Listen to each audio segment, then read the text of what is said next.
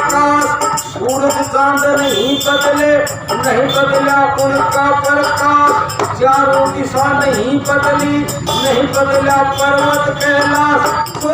नमस्कार, मैं कपिल तिवारी बात में आप सभी का हार्दिक स्वागत करता हूँ। ये जो दृश्य आप देख रहे हैं ये झुंझुनू जिला मुख्यालय का है, जहाँ पर जो देश भर में जो किसानों द्वारा जो आंदोलन हो रहा है उसको समर्थन देते हुए देश भर के किसान धरना प्रदर्शन कर रहे हैं, अपना विरोध जता रहे हैं और जो 3 काले कानून जो सरकार ने ज़बरदस्ती लागू किए हैं उनका बहिष्कार कर रहे हैं और उनको तत्काल प्रभाव से वापस लेने का दबाव बना रहे हैं सरकार पर।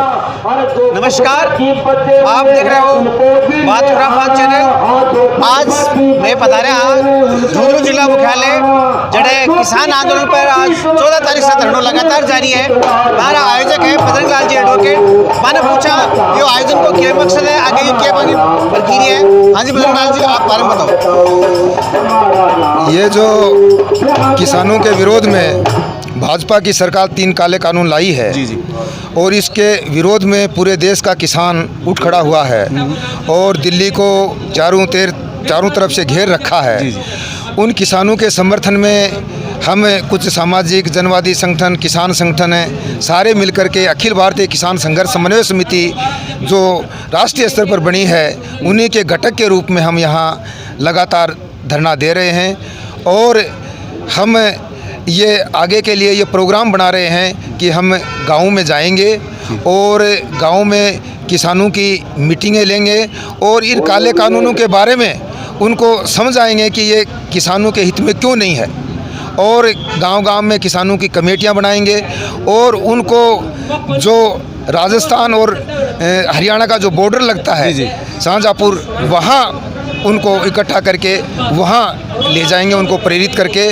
और ये जो लड़ाई है जब तक ये कानून रद्द नहीं हो जाते हैं तब तक जन जागरण करके किसानों को संगठित करने के लिए गाँव में जाएंगे, सभाएं करेंगे और लोगों को संगठित। किसान आंदोलन के ऊपर ही वीरेंद्र सिंह जी जो भारतीय किसान यूनियन का झुंझुनू से प्रतिनिधि है, मैं आपका ये आंदोलन पर और किसान जो कृषि कानून है वहाँ के बारे में थोड़ा खुलासा करें। ये आंदोलन हमारा पिछले 26 नवंबर से दिल्ली के बॉर्डर पे किसान बैठे हुए हैं, गाँव में जगह जगह मीटिंगें हो रही हैं। झुंझुनू जिले में भी हम 14 दिसंबर से लगातार धरना व प्रदर्शन कर रहे हैं। ये जो कानून जो लाया गया है ये कोरोना काल में कानून लाया गया है, राज्यसभा में बिना बहस करके लाया गया है। हमारा देश एक कृषि प्रधान देश है, उसके ऊपर संसद में बहस होनी चाहिए, जनता में बहस होनी चाहिए। किसान संगठनों से कोई बिना बातचीत के कानून लाया गया है। ये कानून किसानों को 80% जनता को शोषित करने वाला कानून है और पूंजीपतियों को पोषित करने वाला कानून है। ये कानून देश को एक गरीबी बेरोजगारी बढ़ाने वाला कानून है। तो निराकरण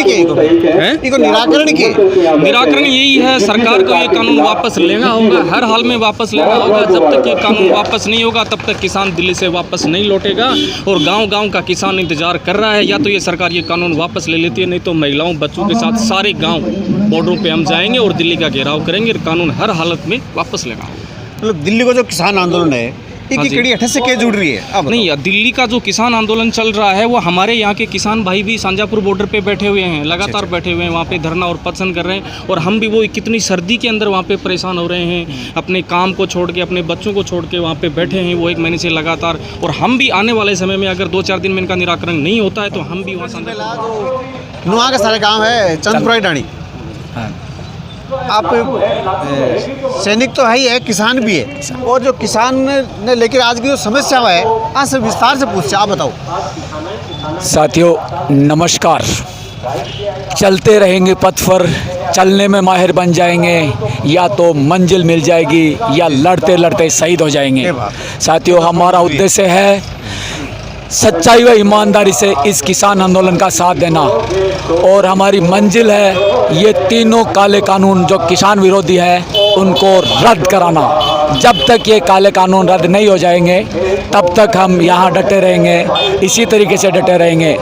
हमें मालूम है साथियों कि ये जो काले कानून आज नहीं बने हैं, 5 मई 2020 से नहीं बने हैं, इनकी बहुत बड़ी प्लानिंग थी सरकार की।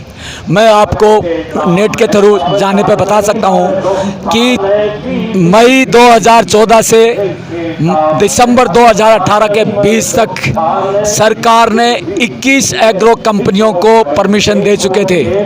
जो एग्रो कंपनियों को परमिशन दी थी उनमें से यूपी, बिहार, मध्य प्रदेश, पंजाब, हरियाणा, कर्नाटका और असम में ये कंपनियां स्थापित होंगी और इनके साथ ही उन्होंने लगभग 15 से 20 साइलोज की शिलान्यास कर चुके हैं, जिसमें से आप लोगों ने नेट पे और इसमें व्हाट्सएप पे और फेसबुक पे देखा होगा कि कटिहार और नालता के साइलोज बन के तैयार हो चुके हैं और बाकी दरभंगा, होशंगाबाद, मोगा, बठिंडा और सोनीपत, पानीपत में ये साइलोज बन रहे हैं और जो लगभग बनने के लिए तैयार हैं। इन साइलोज के बारे में अगर आप समझना चाहें तो राजस्थान में जैसे आप पुराने समय में उनको बोलते थे ओबरा और कोटा, जो उस टाइम अनाज की कमी होती थी तो किसान लोग क्या करते थे, अपने नेक्स्ट वाले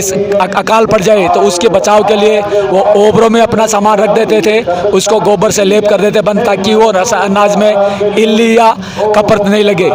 इसी तरीके के साइलो हैं। ये एक साइलो का लगभग कॉस्ट 50 करोड़ रुपए है और भारत सरकार ने इन पूंजीपतियों के साथ 18 अरब रुपए का 50 करोड़ एक साइलो का कॉस्ट लगभग 50 करोड़ है और लगभग 15 से 20 साइलोज ऑलरेडी का शिलान्यास रख चुके हैं। इतना पैसा वो इन्वेस्ट कर चुके हैं और उसके ऊपर से भी इन्होंने भारत सरकार और इन उद्योगपतियों के बीच में 18 अरब रुपीस का लेन देन हो चुका है। तो इतना आसान नहीं है कि भारत सरकार इन कानूनों को वापस लेगी।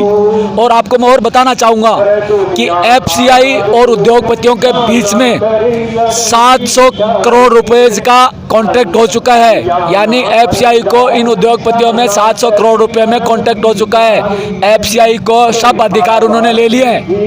एफसीआई के पास अभी कुछ नहीं बचा। एफसीआई सिर्फ इनका एक दलाल बन के काम करेगी, उन लोगों के लिए एफसीआई काम करेगी। आप लोग और जिसका हमें डर है, जिस तरीके से मुंद्रा में इंडियन ऑयल कॉर्पोरेशन का नाम अभी Adani oil corporation of India private limited हो गया, इसी तरह एफसीआई का भी नाम Adani Ambani food corporation of India private limited हो जाएगा। जो हमारे प्रधानमंत्री जी बोल रहे हैं कि एमएसपी थी, एमएसपी है, एमएसपी रहेगी, एपीएमसी थी, एपीएमसी है, एपीएमसी रहेंगी। जिस तरीके से बीएसएनएल है, बीएसएनएल था और बीएसएनएल रहेगा, एमटीएनएल था, एमटीएनएल है और एमटीएनएल रहेगा, यही इनकी हालत होने वाली है। एक मिनट, एमएसपी रहेगी, डोला सरकार अनाज खरीदेगी तो सरकार खुद साइलो या अनाज मंडी क्यों कौन बना रही फिर?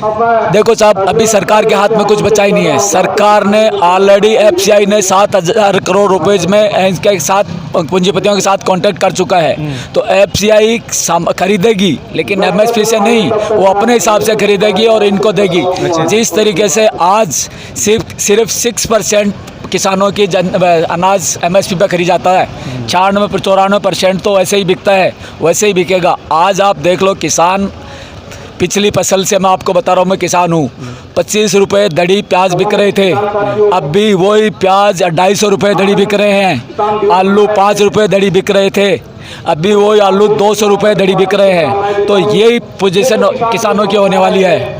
और किसान अगर इस आंदोलन को बीच में छोड़ दिया या इससे डर गए तो ये सरकार किसी भी हालत में इनको वापस लेने वाली नहीं है, क्योंकि किसानों ने 18 अरब रुपए का लेन देन उन पूंजीपतियों के साथ कर चुके हैं। तो हमारी यही है, आज चरण सिंह के जन्मदिन पे हमने यही तय किया है कि हमारी जान चली जाएगी तब तक हम धरना देते रहेंगे, जब तक सरकारें ये काले कानून वापस नहीं ले लेगी। और हम यहाँ से जनता को लेके सांझा बॉर्डर पे या सिंधु बॉर्डर पे जितने जाएंगे उन किसानों का साथ देंगे। जय हिंद, जय भारत। कानून और किसानों की समस्या बाबत कुछ विचार ले सक। हाँ जी, आप नाम पता दे के बताओगा। कैप्टन मोहनलाल, पूर्व सैनिक परिवार अध्यक्ष झुंझुनू। अच्छा, गांव झुंझुनू से। अच्छा, तो जो कृषि कानून की चीज़ है, जैसे किसानों के साथ के नई समस्या खड़ी हुई, तो सरकार तो करिएगा, लोग किसान भ्रमित है। बिल्कुल सरकार ठीक कह रही है, क्योंकि सरकार का तो जब से सरकार आई है एक ही नीति है कि पैसा कहाँ से लूटा जाए, सरकार कैसी चलाई जाए। सरकार चलाने के लिए, सरकार बनाने के लिए, MP और MLA खरीदने के लिए पैसा चाहिए, और पैसा देने वाला कुछ न कुछ लेता है।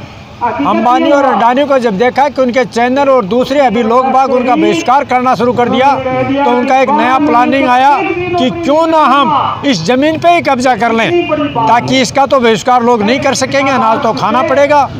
कृषि कानून का सीधा सीधा नियम है, जब किसान नहीं मान रहे हैं तो ज़बरदस्ती क्यों थोप रहे हैं। इसका मतलब आज इस सरकार ने, सरकार भी नहीं है, सरकार मोदी, अंबानी और अडानी चला रहे हैं। आज ये ज़मीन ले रहे हैं, कल ये सीमा भी लेंगे।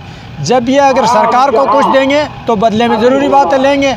सरकार को चश्मा चढ़ रहा है, लोगों को चश्मा चढ़ा हुआ है। आज ये मोदी और अंबानी और अडानी अगर चाहें तो कल ही मोदी को बदल सकते हैं। अमित शाह या राजनाथ सिंह या किसी को बुलाने के चक्कर में देश का दुर्भाग्य है। आज प्रजातंत्र बिक चुका है। मीडिया भी, मैं तो आपका धन्यवाद करता हूं कि आप कम से कम यहाँ किसानों की आवाज़ सुनने के लिए आए, और मैं समझता हूं कि आप कम से कम आज जो देश की हालत है, किसानों की नहीं, आज इस देश के बिकते हुए मामले को रोकने में काम करें। मीडिया चैनल एक फोर्स स्तंभ है। आज ये कमज़ोर हो गया, कमज़ोर के कारण मैं आपको नहीं मानता। आप पे भी धमकियां हो सकती हैं और लालच हो सकता है। न्यायपालिका, यहाँ तक कि सेना को आज इन्होंने, जो चाइना में हुए वहाँ, सेना को भी अपने कब्जे में कर लिया है। देश का दुर्भाग्य है, प्रजातंत्र नहीं रहा है, ये नोटतंत्र हो गया। अंबानी अडानी से जब तक नहीं बचाओगे, मैं तो आपसे प्रार्थना करूँगा कि इस पैसे की व्यवस्था से बचा लो, वरना देश का गुलाम होना तय है या गृह युद्ध होना बहुत तय है। पेट्रोल पंप बंद कराना है। दूसरी बात, बहुत सारे लोग पहले ये बता रहे हैं कि कांग्रेस की चाल है, और कांग्रेस ने भी छोड़ दिया तो सीधा वामिया की चाल बताओ। और ये व्हाट्सएप पर जो यूनिवर्सिटी तो ताकत लेट वाली इनमें भी वामिया नाम तो आ रही जा रही हो। बट अब मैं क्या कर रहा हूँ कि गाँव के मायने चेतना हो लगी। युवा अगर बहुत सारा ये बात में समझ लगा कि मोदी अमीर घरानों को गुलाम है, जगह अंध भगता पर समझ लगा। दूसरी बात मैं आज ही जता रही हूँ, तो बीजेपी का कार्यकर्ता भी, बुजुर्ग भी है, ये जो किसान की चर्चा जो है, खेत के मायने एक का नहीं पेट हमेशा फोन लग गया। वो चाचा के बात है, बोला नहीं, ये आपस में लड़ाई पर मैंने देख के तिल मिला गया कि मैं जो सुन रहा हूँ किसानों की बात है, सही है गलत है, मतलब मैं सुन लो चाहा, लेकिन गुआड़ में बेटी खड़ा बेटी कौन सुन रहे, लेकिन मान पैरों पड़ गयो कि बात के चलो अपन नाके बैठ के सुना कोई दूसरा नहीं देखे पार्टी का की कहा, लेकिन वही तो अन्याय है। और वह टेलीविजन में छोड़ दिया, यूट्यूब पर जो चैनल आ रहा है बस उन पर सुन रहे हैं, तो जरूर आप मंजिल तक पुगांगा, भले 1.5 लाख जाए।